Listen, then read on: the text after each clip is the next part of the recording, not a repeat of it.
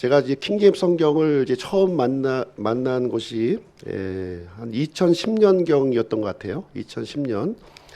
제가 이제 1978년에 이제 예수님을 처음 만나게 되었고, 그 당시에 이제 개역 성경을 통해서 이제 믿음 생활을 하게 되었습니다. 개역 성경을 통해서 제가 구원을 받았고, 개역 성경을 통해서 이제 믿음 생활을 거의 30년 이상 이렇게 해오다가 2010년경에 이제 킹제임스 성경을 제가 이제 알게 되었고요. 그래서 이제 저희 교회는 이 킹제임스 성경 흠정역 성경을 기본 텍스트로 저희가 이제 가지고 이제 믿음 생활을 하고 있습니다. 저희 교회에서는 킹제임스 성경을 제가 이제 개역 성경을 사용하다가 킹제임스 성경으로 이렇게 좀 바꾸게 된 이유는 이제 개역 성경으로도 제가 이제 믿음 생활을 충분히 할 수 있다 이런 생각을 저는 이제 가지고 있었습니다. 그런데 이제 킹제임스 성경을 알고 난 뒤에는 개역 성경에서 가르쳐 주지 않고 있는 더 정확한 말씀이 킹제임스 성경에 있는 거예요. 더 정확한 말씀이 교리에서나 하나님의 말씀을 이렇게 드러내는 부분에 있어서 개역 성경에서 이렇게 알려주지 않고 있는 아주 중요한 진리들이 킹제임스 성경을 통해서 발견되었고, 무엇보다도 이 하나님의 말씀이 이제 정확하게 기록되어 있다고 하는 사실을 통해서 킹제임스 성경을 가지고 이제 믿음 생활을 하게 되었습니다. 그래서 누구든지 이제 우리가 개역성을 통해서도 우리가 구원을 받을 수 있지만 더 올바른 말씀으로 우리가 믿음 생활을 하길 원한다. 그렇게 한다면 이 킹제임스 흠정력을 가지고 믿음 생활을 하는 것이 많은 도움이 이제 되리라고 저는 생각을 합니다. 그래서 오늘은 이제 이 주기도문을 지난주에 이어서 이 세 번째 시간을 갖게 되는데요. 킹제임스 성경에 이렇게 나타나 있는 이 귀한 진리를 물론 개역 성경을 통해서도 알 수 있지만 이 킹제임스 성경에 대해서 분명하게 알려주고 있는 이런 내용들을 이제 중점으로 해서 이 주기도문을 다시 한번 조명하는 그런 시간을 이제 갖도록 하겠습니다. 특별히 우리 기독교의 기본 진리에 있어서 이제 가장 중요한 것이 무엇이냐면 삼위일체예요. 삼위일체 하나님을 믿는 것이 가장 핵심적이고 이런 이제 이 중요한 이 교리가 되겠습니다. 이 삼위일체의 이런 교리가 잘못되어 있으면 이단인 거예요. 그래서 무엇보다도 삼위일체 교리를 우리가 잘 알고 있어야만 하는 것이고요.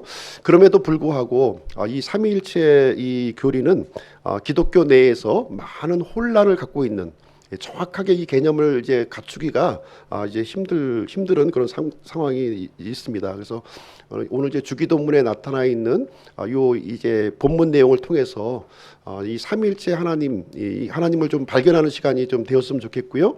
또 이 삼위일체 하나님께서 과연 우리들에게 무엇을 원하시는가 하는 것을 좀 우리가 심도 있게 생각해보는 그런 시간이 이제 되었으면 좋겠습니다. 이 삼위일체에 대해서 가장 이제 처음에 이제 언급하셨던 분이 누구시냐면 예수 그리스도십니다. 예수님께서 이 개념을 처음부터 이렇게 열어주셨어요. 그리고 이 사도들의 서신서를 통해서 이 삼위일체 교리가 이 기독교의 핵심 진리, 핵심 교리로 이렇게 자리 잡게 되었습니다. 먼저 예수님께서 이제 그 말씀해 주신 내용을 한번 살펴보기를 원하는데요. 이 예수님은 아버지 하나님, 이 하나님을 이제 아버지라고 불렀습니다. 아버지라고 이제 제일 처음에 이제 말씀을 해주셨는데요. 예수님의 표현을 이렇게 우리가 이제 생각해 본다면 아버지와 나는 하나라는 거예요. 아버지라고 부르시면서 이 아버지 하나님이 나와 하나가 된다. 이 얘기를 좀 해주시고 있는 거예요. 그리고 나를 본 자는 아버지를 보았다. 이렇게 말씀을 하셨습니다. 그리고 더 나아가서 내가 아버지 안에 있고 아버지께서 내 안에 계시다. 이제 예수님과 이 아버지 하나님이 서로 이제 완벽한 연합을 갖고 있다고 하는 사실을 우리에게 알려주셨습니다. 그래서 삼일체에 대해서는 이제 많은 이단들이 이제 그 존재하고 있는데요. 대표적으로 세 가지를 좀 이제 세 가지 이단 사상을 좀 먼저 소개를 해드리도록 하겠습니다.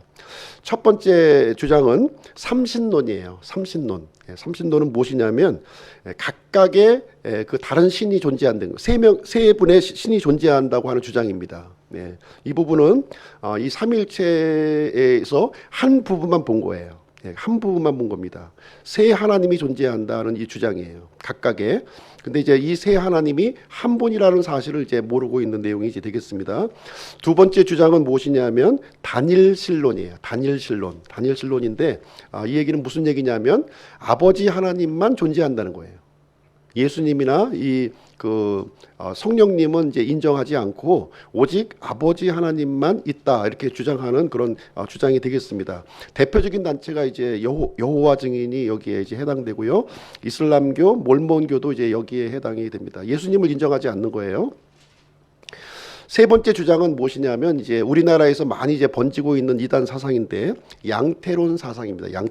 양태론이라고 하는 것인데 이 내용은 이제 어떤 내용이냐면 한 사람이 여러 가지 역할을 한다는 거예요.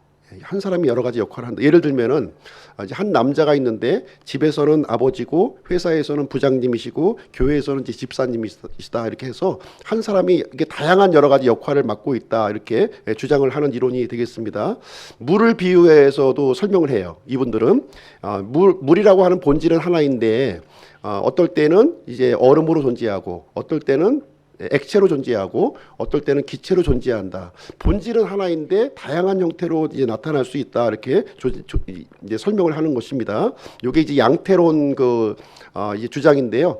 굉장히 이렇게 좀 우리에게 좀 와닿는 그런 내용이지만 이건 성경하고 다른 주장이 이제 되겠습니다.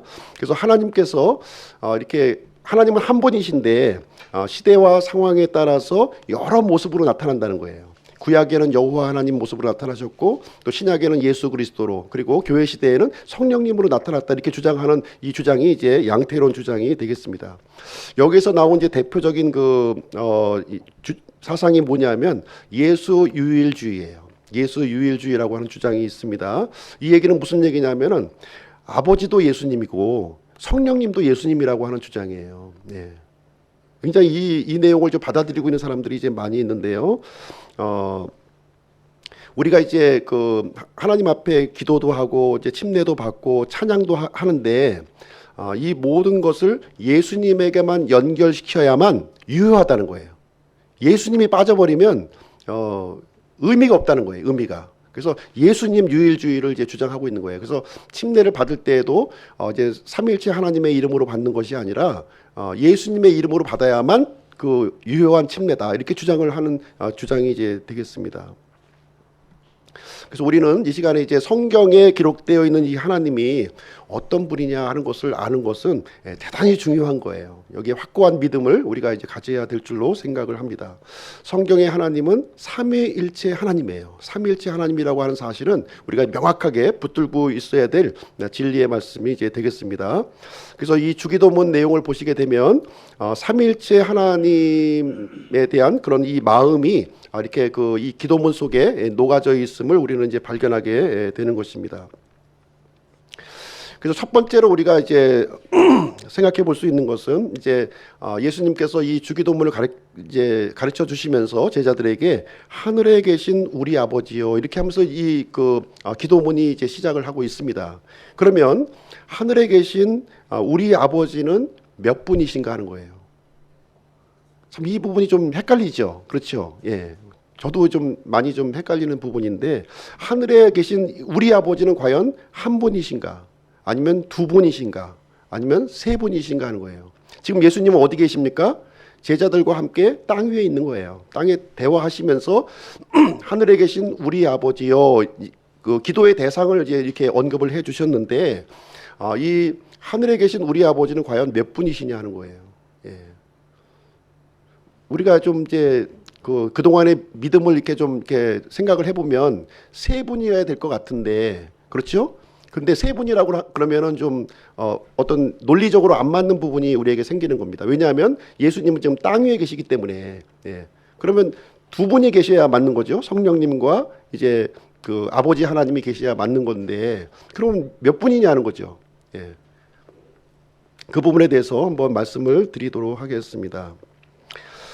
정답을 말씀드리면 예수님께서 하늘에 계신 우리 아버지요 이렇게 했을 때에는 지금 이 우리 아버지는 바로 삼일체 하나님을 언급하고 있는 거예요. 이렇게 보는 것이 이제 맞는 것입니다. 그러면 이제 이 부분을 우리가 머리로 이해할 때는 도저히 이해가 안 되는 거죠. 예. 이것은 이제 삼위일체는 우리가 믿어야 되는 거예요. 예. 믿음으로 우리가 들어야 되는 것인데, 우리가 지금 이제 제자들에게 이제 말씀하시는 예수님은 어떤 분이십니까? 예. 비록 육체를 입고 계시지만 하나님이세요. 예. 하나님이십니다. 그럼 하나님의 특성이 뭐예요? 하나님의 특성은 전지전능하고 무소부지하시고 영원하신 분인 거예요. 비록 예수님이 육체를 입고 있지만 전지전능하신 하나님이시요 무소부지하신 하나님, 그러니까 어디에든지 계시는 하나님인 것을 우리가 믿고 있는 것입니다. 예, 그렇다면 예수님은 지금 땅에 계시지만 모든 곳에 계셔야지 맞는 거예요. 삼일체 하나님이시라면, 아들 하나님이시라면 그렇게 되는 것입니다.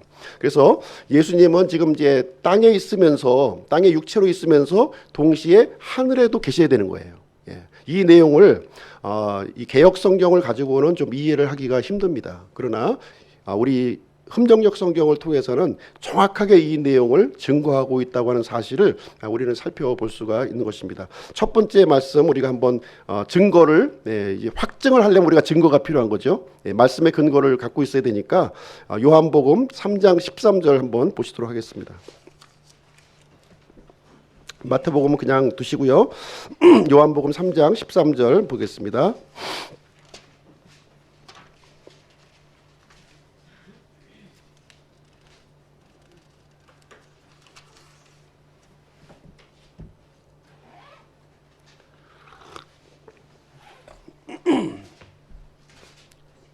같이 한번 읽어보시겠습니다. 시작. 하늘로부터 내려온 자 곧 하늘에 있는 사람의 아들 외에는 아무도 하늘에 올라가지 아니하였느니라.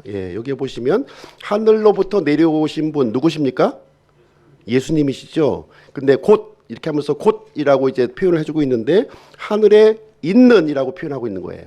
지금 이제 하늘로부터 내려오신 분 예수님이신데 이 예수님 지금 어디 계세요? 하늘에 계시다. 지금 현재형으로 지금 기록이 되어 있는 거예요. 현재형으로 지금 하늘에 계신 분으로 지금 이제 제자들에게 설명을 해주고 있는 내용이 이제 되겠습니다.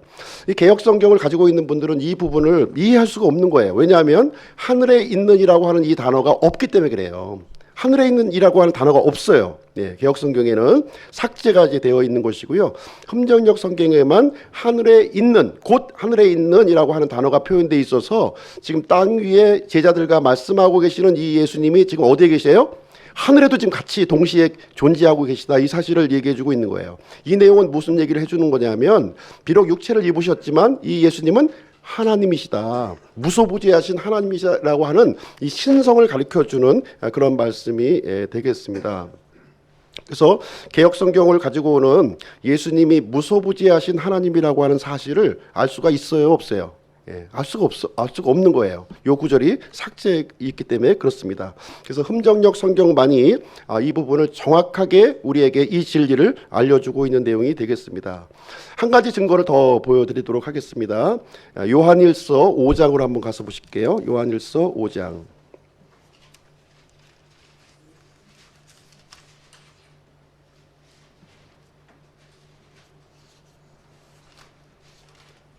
요한일서 5장 7절 말씀 보겠습니다.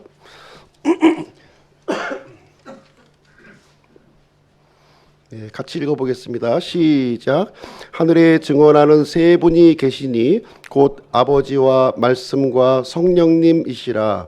또 이 세 분은 하나이시니라. 여기 보시면 하늘에 증언하는 분이 몇 분이 계세요? 세 분이 계시다는 거예요. 세 분. 세 분이 누구냐 이렇게 설명을 해주고 있죠. 곧 설명해주고 있습니다. 아버지와 말씀과 성령님이시라는 거예요. 여기 말씀은 누구십니까?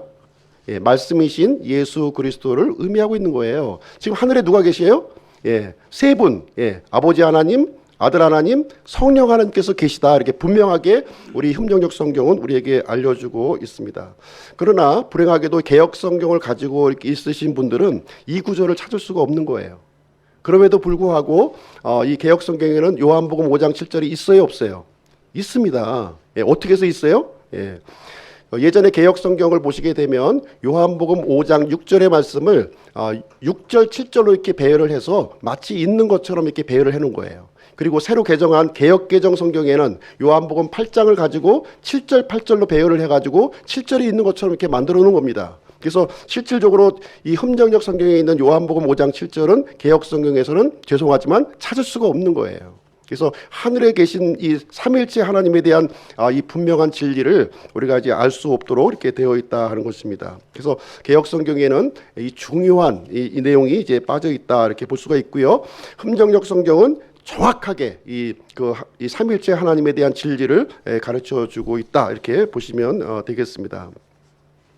요한복음 5장 7절을 가장 싫어하는 사람이 누굴까요? 마귀예요, 마귀. 그리고 여호와 증인이 제일 싫어합니다. 여호와 증인이 제일 싫어하는 거예요.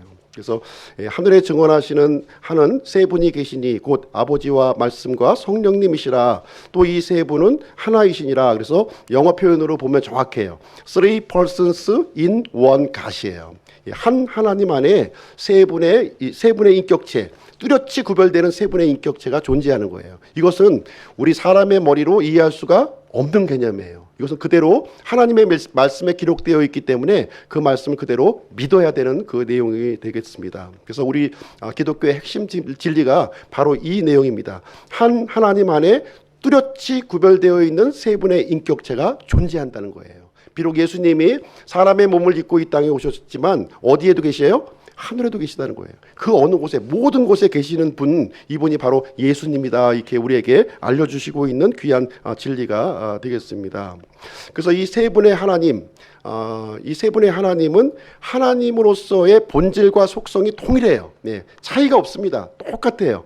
아버지 하나님도 이 영원전에 존재하셨고요. 아들 하나님도 영원전에 존재하셨던 거예요.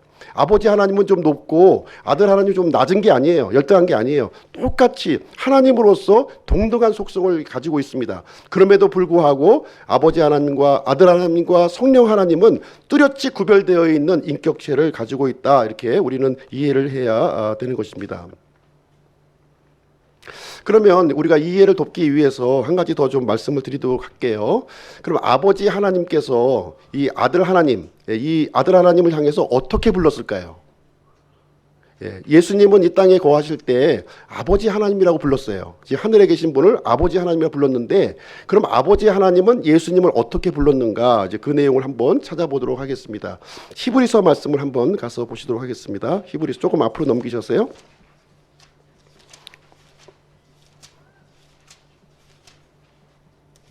히브리서 1장 8절 말씀입니다.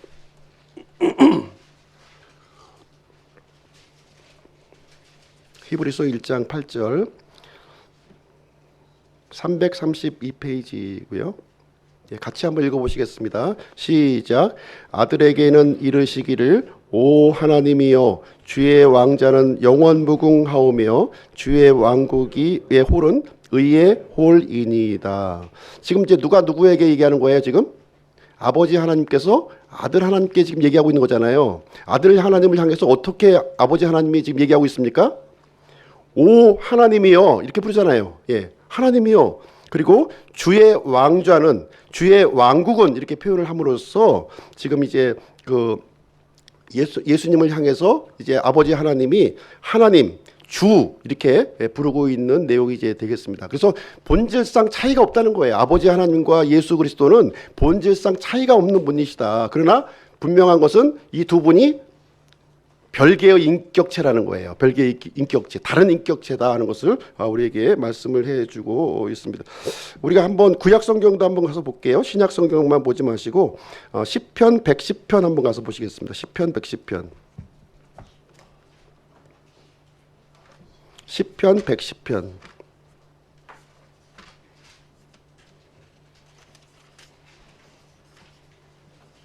시편 110편 1절 말씀입니다.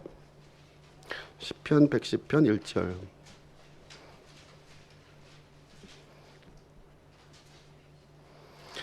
시편 110편 1절. 구약 성경 763페이지입니다. 같이 한번 읽어보도록 하겠습니다. 시작. 주께서 내 주께 말씀하시기를 내가 네 원수들을 내 발받침으로 삼을 때까지 너는 내 오른편에 앉아 있으라 하셨도다. 여기 앞에 있는 이 주는 이제 여호와 하나님이에요. 여호와 하나님입니다. 그 다음에 내 주께 말씀하시기를 했을 때 뒤에 나오는 주는 누구십니까? 메시아예요. 메시아. 메시아를 얘기하고 있는 거예요. 그래서 여호와 하나님께서 이 메시아를 향해서 주라고 표현하고 있는 거예요. 주. 여호와 하나님과 이 메시아는 같은 분이 아니에요. 같은 하나님이시지만 다른 인격체다 하는 것을 얘기해 주고 있는 거예요. 여호와 하나님께서 여호와 하나님에게 말씀하신 게 아니에요.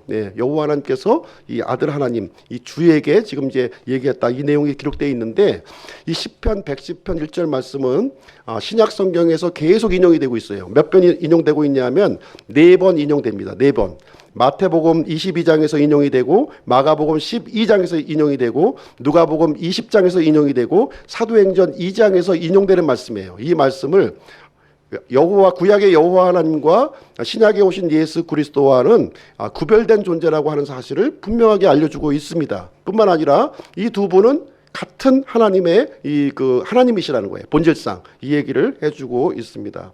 그래서 주기도문에서 우리가 이 하늘에 계신 우리 아버지여 했을 때는 아버지 하나님 한 분만 우리가 에게만 기도한다는 게 아니에요. 이것은 아버지 하나님에게도 기도하고 그 다음에 예수 그리스도에게도 기도하고 성령님께도 기도한다는 겁니다. 삼일체 하나님에게 기도하는 것이다. 이렇게 우리가 이해를 할 필요가 있는 것입니다. 그리고 이제 주기도문으로 다시 돌아가셨어요. 마태복음 이제 6장으로 다시 돌아가 보겠습니다. 본문 말씀으로. 이 주기도문에서 이제 제가 이제 하나님을 향하여 3가지 기도가 있고 우리 이제 사람들을 향하여 3가지 이제 기도 내용이 있다 이렇게 말씀을 드렸습니다. 그러면 하나님을 향하여 기도했던 이 3가지 내용이 이제 기록이 되었어요. 마태복음 5장 9절부터 10절 말씀을 이렇게 보시게 되면 9절부터 10절 제가 한번 읽어드리겠습니다. 그러므로 너희는 이런 식으로 기도하라. 하늘에 계신 우리 아버지여, 아버지의 이름이 거룩히 여겨지게 하옵시며 아버지의 왕국이 임하옵시며 아버지의 뜻이 하늘에서 이루어진 것 같이 땅에서도 이루어지이다. 그러니까 여기 이제 이 아버지여 했을 때는 이 삼일체 하나님으로 우리가 이해되는 거예요. 아버지 하나님 한 분만 우리가 하는 것이 아니라 이 삼일체 하나님에게 지금 이제 이 내용을 지금 이제 언급을 하고 있다 이렇게 이해를 하시면 되겠습니다. 그래서 아버지의 이름이 거룩히 여겨지게 하옵시며 아버지의 왕국이 임하옵시며 아버지의 뜻이 하늘에서 이루어진 것처럼 땅에서도 이루어지이다 이렇게 얘기를 해주고 있습니다. 3가지 중요한 테마를 우리에게 이제 얘기해주고 있는 건데요. 삼위일체 하나님께서 가장 중요하게 여기시는 이 가치, 이 중점되는 내용이 요 3가지를 우리에게 알려주시고 있는 내용이 이제 되겠습니다. 하나님께서는 이 3가지 가치를 위해서 지금도 일하신다는 거예요. 지금도 일하신다. 어떻게 일하시느냐? 아버지의 이름이 삼일체 하나님의 이름이 거룩히 여겨지는 일, 그 다음에 삼일체 하나님의 이 왕국이 임하는 일, 그리고 삼일체 하나님의 이 뜻이 이 땅에서 이루어지는 일을 위해서 지금까지 열심히 일하고 계신다 이렇게 보시면 되겠습니다. 그래서 삼위일체 하나님은요, 같은 본질상 하나님이시면서 하시는 일이 조금 차이가 있어요. 하시는 일이 차이가 있다는 거예요. 역할 분담이 있다는 거예요. 역할 분담. 그래서 아버지 하나님, 그러니까 아버지 하나님은 원천자가 되신다는 거예요. 원천. 모든 일의 원천이 되는 거예요. 이 신성에 관련된 모든 일을 진행하면서 아버지 하나님은 원천이 되시는 분이시다. 근원이 되는 분이시다 하는 것을 얘기해 주고 있고요. 두 번째로 이 아들 하나님의 역할은 무엇이냐면 중재자가 되어 주시는 역할이에요. 중재자가 되어 주시는 역할. 그래서 이 아들 하나님은 항상 하나님과 이 사람 사이의 이 관계를 연결시켜주는 그 일을 이제 진행하시게 되는 것입니다. 그리고 성령 하나님은 어떤 일을 하시게 되냐면 효력을 발생하게 하는 거예요. 효력을 발생하게 하는 일, 그런 일을 이제 해주고 있는 내용이 이제 되겠습니다. 그래서 이 부분은 이제 어떻게 나타났냐면 이제 우리 이제 창세기 1장에 보면 천지 창조의 이 사건을 통해서 이렇게 밝히 드러났어요. 밝히 드러났습니다. 그래서 이 천지 창조를 할 때 삼위일체 하나님이 다 개입하신 거예요. 다 개입하셨습니다. 아버지 하나님은 계획하셨고 또 이 아들 하나님은 말씀, 말씀으로 이렇게 이루어졌고, 그 다음에 성령 하나님께서 이 생명과 이렇게 생기를 부어주는 그 역할을 이제 세 분의 하나님이 공동으로 이렇게 집행되었다 하는 것을 우리는 이제 창세기 1장 1절을 통해서 알 수 있는 거예요. 아버지 하나님께서 말씀하시되 그대로 이루어졌다는 거예요. 세 분 삼위일체 하나님의 각각의 역할이 이게 진행되었음을 우리는 이제 보게 되는 것입니다. 하나님께서 만드신 모든 만물은 이렇게 선한 뜻을 가졌고요, 완벽하게 의롭게 만들어졌어요. 그런데 문제가 생겼다는 겁니다. 문제가 생겼어요. 왜 문제가 생겼냐면 죄가 들어온 거예요. 이 세상에 죄가 들어와서 이 아버지 하나님의 이름이 이렇게 훼손이 되었다는 거예요. 아버지의 왕국이 무너져 버렸어요. 그리고 아버지의 뜻이 어그러지는 일이 발생하게 되었다. 그래서 이제 이 삼위일체 하나님께서 다시 이 일을 회복하시는 일을 진행하는 거예요.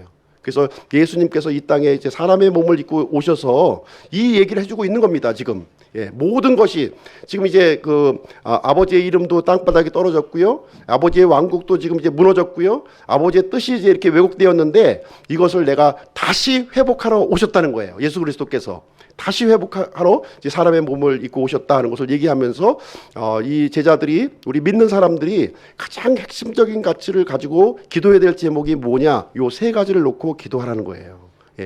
삼일체 하나님이 관심을 갖고 있는 이 세 가지 영역을 가지고 우리를 기도하기를 바란다 하는 내용이 이 주기도문 속에 고스란히 지금 이제 담겨져 있는 내용이 이제 되겠습니다. 그래서 우리 이제 믿는 사람들, 구원받은 사람들은 아버지의 이름을 높여드리는 일, 또 아버지의 왕국을 이렇게 세우는 일, 아버지의 뜻을 이렇게 이게 온전하게 세우는 이 일에 우리가 들여져야 될 것이고, 우리가 이 일을 위해서 기도해야 될 것을 우리에게 가르쳐주고 있는 그런 내용이 이제 되겠습니다. 그래서 아버지의 주권을 최고로 높여드리는 거예요. 우리가 하나님 앞에 이렇게 나아가서 기도를 한다고 하는 것은 무엇이냐면 아버지의 이 주권을 최고로 높여드리는 거예요. 아버지의 이름을 최고로 높여드리는 그 일을 기도를 통해서 이렇게 할 수 있다, 이렇게 말씀을 해주고 있습니다. 그래서 우리 사람들은요, 나의 이름을 위해서, 나의 왕국을 위해서, 나의 뜻을 위해서 살아가려고 하는 거예요.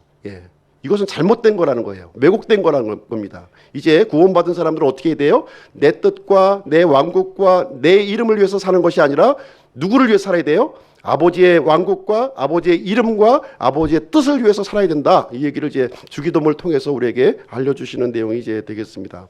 그래서 우리가 하나님 앞에 기도한다고 하는 것은요, 이 하나님의 이 주권 앞에 나를 굴복시키는 거예요. 내 뜻을 굴복시키는 겁니다. 내 뜻을 관철시키는 게 아니에요. 하나님의 보호자를 흔들고 강청하고 하는 이런 것이 아니라 아버지 하나님의 이 가치에 전적으로 내가 복종하고 굴복하는 것을 우리에게 말씀을 해주고 있는 것입니다. 이 내용을 우리가 좀 이제 한 가지 예를 들어서 이제 말씀을 드리도록 하겠습니다. 다윗 왕이라고 있었어요. 예전에 다윗 왕이 있었는데, 다윗 왕이 이제 사울 왕에게 이렇게 쫓기다가 드디어 이제 그 왕좌에 오르게 되었고요. 이제 좋은 궁궐에서 이렇게 살게 된 거예요. 편안하게, 전쟁도 없어졌고 이 백향목이 있는 이 아주 좋은 화려한 궁궐 속에서 이렇게 지내다 보니까 이 다윗의 마음 속에 좀 불편한 마음이 있었어요. 계속 불편한 마음이 있었어요. 그것은 무엇이냐면은 하나님의 언약궤가 지금 그 초라한 장막 속에 지금 머물러 있는 거예요. 지금 그것이 마음이 너무나도 이렇게 좀 불편했어요. 이 호화로운 그 이불 속에 자기 자면서 하나님의 임재를 상징하는 이 언약궤가 지금 그 초라한 장막 속에서 이렇게 어떻게 보면 방치되어 있는 모습을 볼 때 너무나도 이렇게 마음이 아팠던 거예요. 그래서 이제 하나님께 이제 기도하는 마음이 있었어요. 소원이 있었습니다.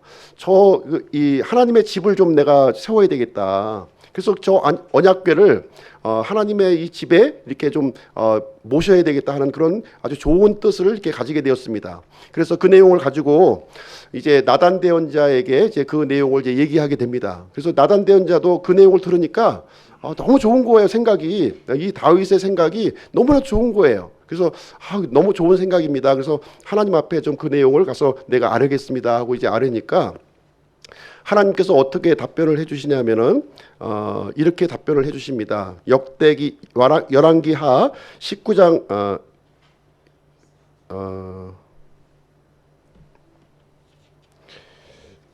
이렇게 얘기해 줍니다. 어떻게 얘기해 주냐면 짓지 마라. 짓지 마라 이렇게 얘기해 줘요. 짓지 마라. 짓지 마라. 그래서 내가 짓는 것이 아니라 이제 다음 때에 솔로몬을 통해서 하나님의 집을 지을 것이다 이렇게 얘기를 해주게 됩니다. 그래서 이 다윗의 이 뜻을 하나님께서는 무참하게 짓밟아 버리신 거예요. 그랬을 때 이 다윗은 하나님의 뜻에 굴복을 했어요. 그러니까 하나님께서 어떻게 해주셨냐면은 이 땅의 왕국이 아니라 이 다윗의 왕좌를 영원토록 이어지게 해주시겠다 이런 약속을 다윗 언약이라는 것을 해주시게 됩니다. 그래서 이 땅에 유한한 몇 대를 거치는 것이 아니라 이 다윗의 왕좌는 영원토록 이 다윗은 일시적인 것을 구했어요. 눈에 보이는 일시적인 것을 구했는데 하나님께서 들어주신 것은 무슨 내용이냐면 이 일시적인 것이 아니라 영원한 것으로 갚아주시는 하나님의 모습을 우리는 이제 발견해 보게 되는 것입니다. 그래서 우리가 때로는 우리가 생각하는 것 하나님께 이렇게 기도 제목을 내는 것이 정당한 것처럼 보여요. 그러나 하나님께서는 그 이상을 넘어서 그 이상의 차원을 넘어서서 우리에게 더 좋은 것으로 갚아주시는 하나님이시다 이렇게 우리는 생각을 해야 된다는 것입니다. 우리가 좁은 시각으로 볼 때에는 시간과 공간으로 갇혀서 볼 때에는 이것이 진짜 좋은 것 같은데 죄송합니다. 시간과 공간에 넘어서 있는 하나님의 입장에서 볼 때는 진짜 우리에게 좋은 것, 진짜 우리에게 가치 있는 것을 우리에게 주시는 하나님이시다 하는 것을 우리에게 알려주고 있는 것입니다. 그래서 이 주기도문을 통해서 하나님의 이름과 하나님의 왕국과 하나님의 이 뜻을 위해서 하나님께 진행을 하시게 되는데 이것은 우리에게도 너무 좋은 거라는 거예요. 너무 좋은 거라고 하는 사실을 우리에게 알려주고 있습니다. 그 다음에 이제 마태복음으로 다시 돌아오셔서요. 11절부터 13절까지 한번 보시겠습니다. 이제 하나님을 향한 기도 세 가지가 있고 그 다음에 우리 사람들을 향한 기도 세 가지가 있다고 했는데요. 사람들을 향한 기도 세 가지도 이 삼일체 하나님의 마음을 그대로 이렇게 반영해주고 있는 거예요. 그대로 반영해주고 있다 이렇게 볼 수가 있습니다. 11절 13절 제가 한번 읽어드리도록 하겠습니다. 11절 13절 이날 우리의 일용할 빵을 주옵시고 우리가 우리에게 빚진 자들을 용서하는 것 같이 우리의 빚을 용서하옵시며 우리를 인도하사 시험에 들지 말게 하옵시고 다만 악에서 우리를 건지시옵소서. 왕국과 권능과 영광이 영원토록 아버지의 것이옵나이다. 아멘. 이렇게 보시게 되면 이제 성도들, 우리 구원받은 사람들이 품어야 될 세 가지 마음을 여기서 이제 이 기도문을 통해서 우리에게 알려주시고 있는 내용이 되겠습니다. 첫 번째 기도 제목이 뭐예요? 일용할 빵을 주옵시며 11절. 두 번째 기도 제목은 죄를 용서하옵시며 12절. 그 다음에 악에서 건져 주시옵소서 하는 이제 세 가지 내용이 이제 되겠어요. 여기 이제 일용할 빵을 주옵시며 이것은 이제 우리의 모든 공급의 원천이 되시는 아버지 하나님을 우리에게 알려주시는 거예요. 그리고 우리의 죄를 용서하옵시며 이렇게 했을 때는 우리 하나님과 우리 사람 사이에 중재자가 되시는 예수 그리스도의 마음을 우리에게 알려주시는 말씀이 되겠습니다. 그리고 악에서 우리를 건져 주시옵소서 이렇게 했을 때는 우리를 실질적으로 이 시험과 악으로부터 건져 주시는 이 실행자가 되시는 성령 하나님을 우리에게 알려주시는 말씀이 되겠습니다. 그래서 우리가 이 삼일체 하나님으로부터 이제 공급을 받아야 된다는 거예요. 일단 우리 사람들은 삼일체 하나님으로부터 공급을 받아야 되는 겁니다. 기도를 통해서 우리는 이제 받을 수 있음을 우리에게 얘기를 해주고 있는데요. 첫 번째 우리가 공급받아야 될 것은 무엇이냐? 일용할 빵을 주옵시고, 그죠? 일용할 빵을 주옵시고, 이 일용할 빵은 매일매일 우리에게 주어지는 양식입니다. 매일매일 주어지는 양식이에요. 성경에서는 이 양식을 무엇으로 비유했냐면 만나로 우리에게 비유를 해서 알려주셨습니다. 만나.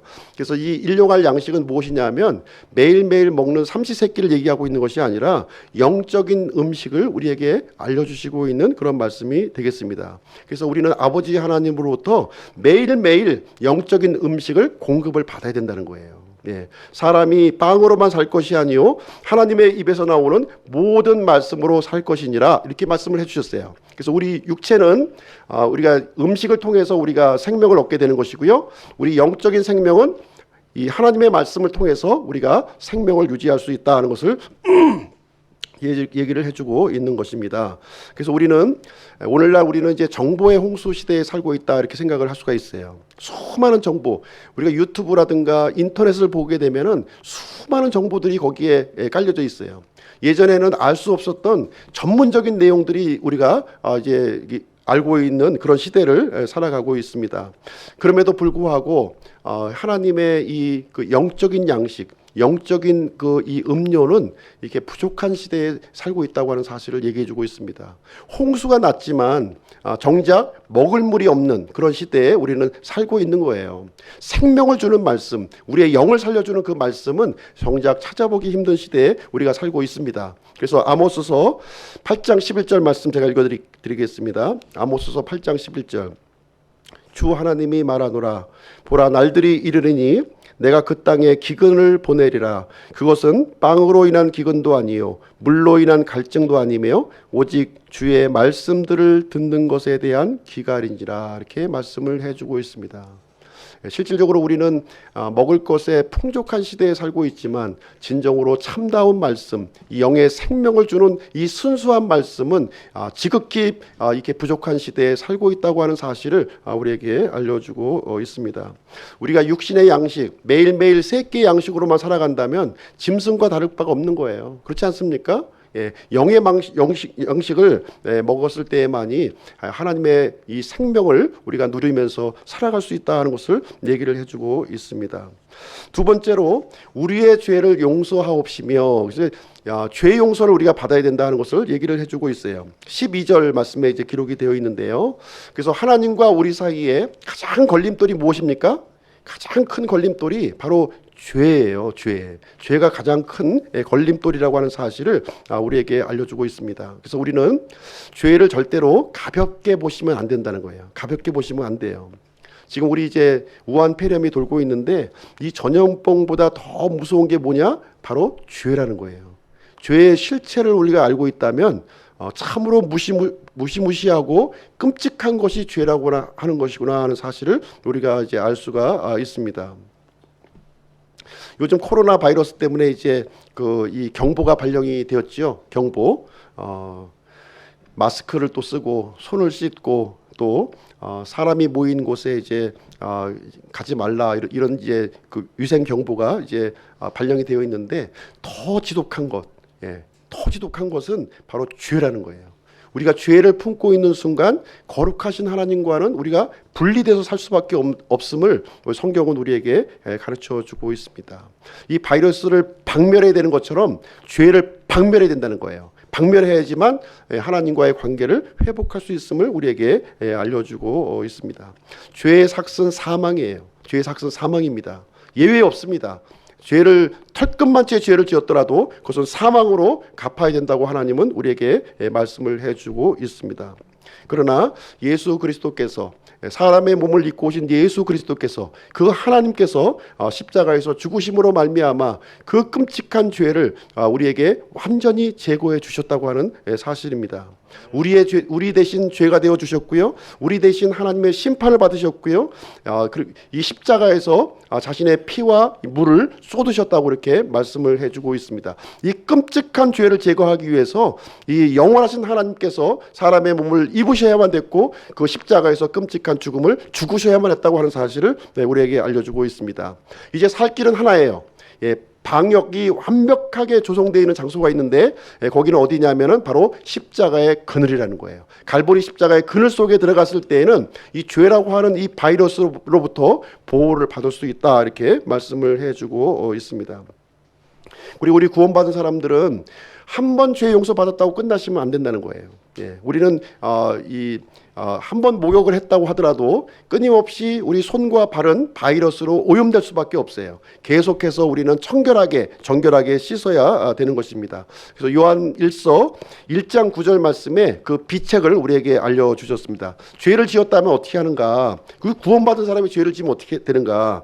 만일 우리가 우리의 죄들을 자백하면 그분께서는 신실하시고 의로우사 우리의 죄들을 용서하시며 모든 불의에서 우리를 깨끗하게 해주신다 이렇게 약속의 말씀을 우리에게 해주시고 있는 거예요. 그래서 우리가 죄라고 하는 바이러스가 조금이라도 우리에게 묻어 있다면 하나님 앞에 이렇게 이 죄를 가지고 하나님 앞에 자백하면서 나가야 될 것을 우리에게 말씀을 해주고 있는 것입니다. 그래서 이 죄로부터 용서를 받은 사람들은 어떻게 해야 되냐면 다른 사람의 죄를 용서해 줘야 된다는 거예요.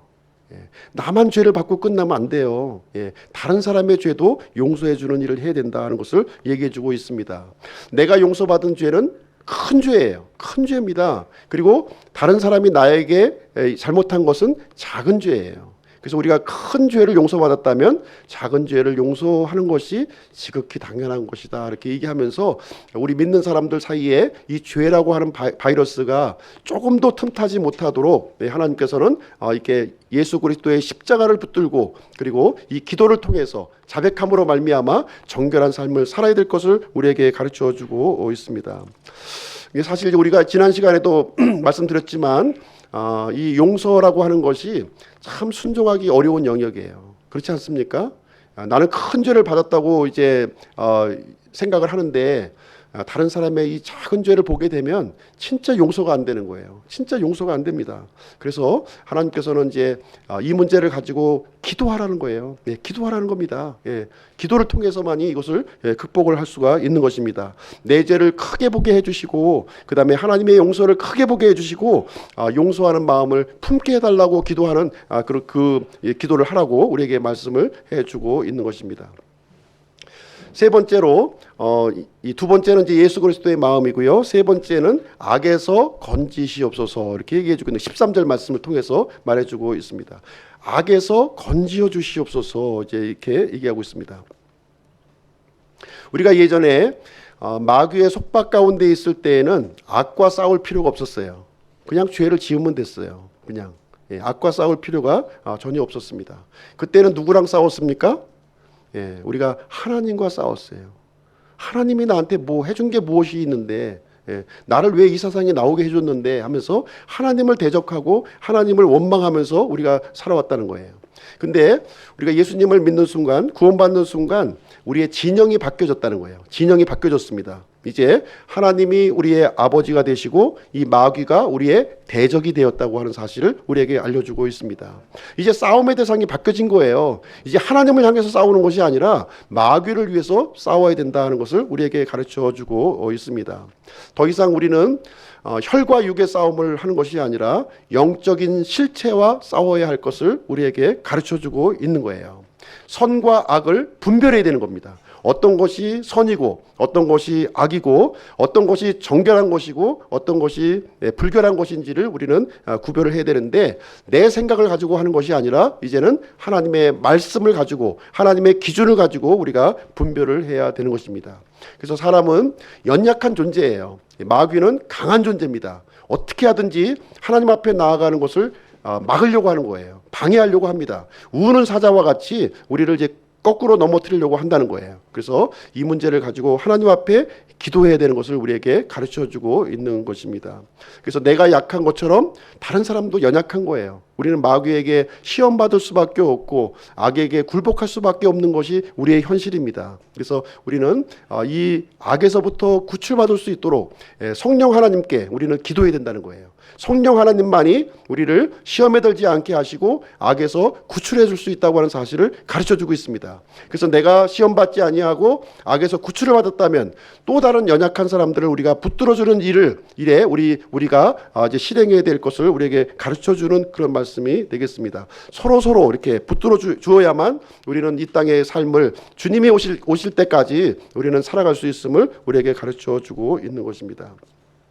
그래서 고린도전서 10장 12절 말씀에 보시면, 그런즉 스스로 서 있는 줄로 생각하는 자는 넘어지지 않도록 주의할지니라, 이렇게 얘기를 해주고 있습니다. 우리는 넘어질 수 있다는 거예요. 내가 선 줄로 생각했다면 넘어질 수밖에 없는 거예요. 항상 조심하고 항상 경계하고 항상 기도하고 우리 삼일체 하나님을 이렇게 붙들어야 될 것을 우리에게 가르쳐주고 있는 말씀이 되겠습니다. 이제 마지막으로 네 번째 한번 보시도록 할게요. 네 번째 13절 말씀인데요. 13절, 왕국과 권능과 영광이 영원토록 아버지의 것이옵나이다, 이렇게 기록이 되어 있습니다. 우리 이제 그 믿는 사람들은 삼일체 하나님의 영광을 우리가 소유한다는 거예요. 삼일체 하나님의 영광을 소유한다 이렇게 말씀해주고 있습니다. 이 아버지의 것이 내 것이 된다는 거예요. 아버지의 것이 내 것이 된다. 그래서 기도라고 하는 것은 이제 우리가 이제 하나님의 임재 속으로 들어가는 거예요. 우리가 이제 어느 장소 어느 시간에 있든지 내가 하나님 앞에 무릎을 꿇었다면 그 순간 우리는 시공간을 초월해서 하나님의 임재 속으로 쑥 들어가는 거예요. 하나님의 그 보좌 앞에서 우리는 하나님 앞에 기도를 하게 되는 것입니다. 그때 우리가 취해야 될 태도는 무엇이냐? 내 뜻을 내려놓는 거예요. 내 욕심을 내려놓는 겁니다. 그리고서 아버지의 이름과 아버지의 왕국과 아버지의 뜻을 이렇게 높여드리는 일을 하게 되는 것입니다. 그렇게 되면 아버지께서 소유한 모든 것을 우리에게 주신다는 거예요. 아버지의 것을 주신다 이렇게 말씀을 해주고 있는 것입니다.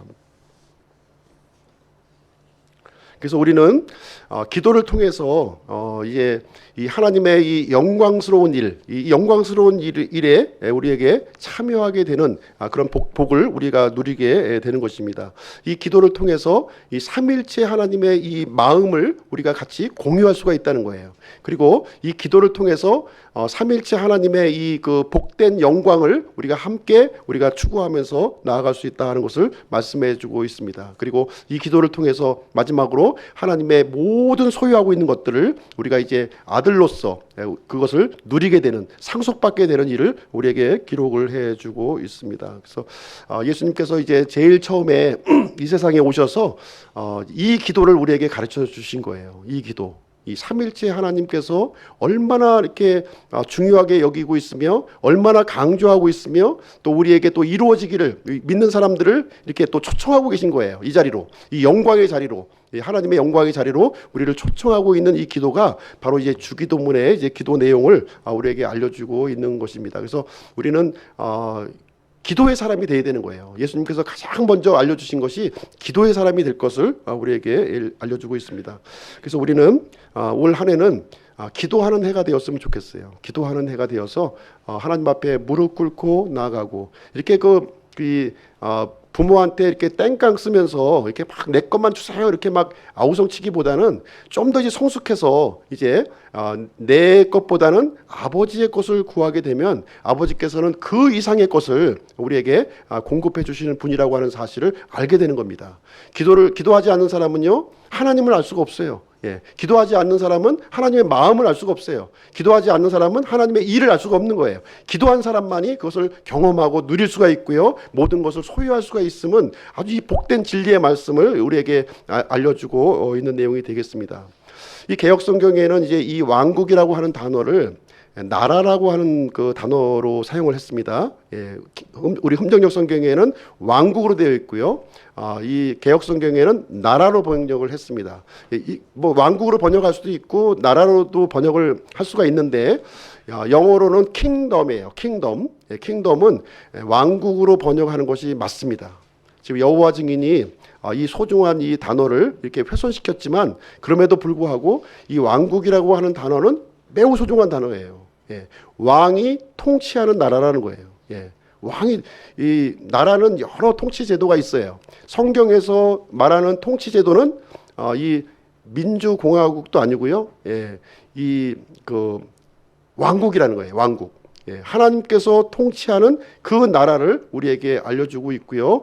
이 킹제임스 흠정역 성경은 분명하게 하나님께서 통치하는 이 왕국을 위해서 우리가 함께 동참하고 함께 이것을 누리기를 원하시는 삼일체 하나님의 이 아주 높으신 뜻을 우리에게 알려주시고 있는 것입니다. 그래서 이 왕국을 위해서 이름을 위해서 하나님의 뜻을 위해서 일하시는 우리 기쁨 침례교회 성도님들이 되시기를 바랍니다.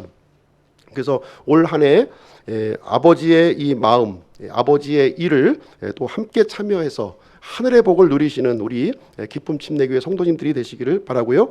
한 주간도 승리하는 그런 한 해가 되시기를 간절히 바랍니다. 기도하고 마치도록 하겠습니다.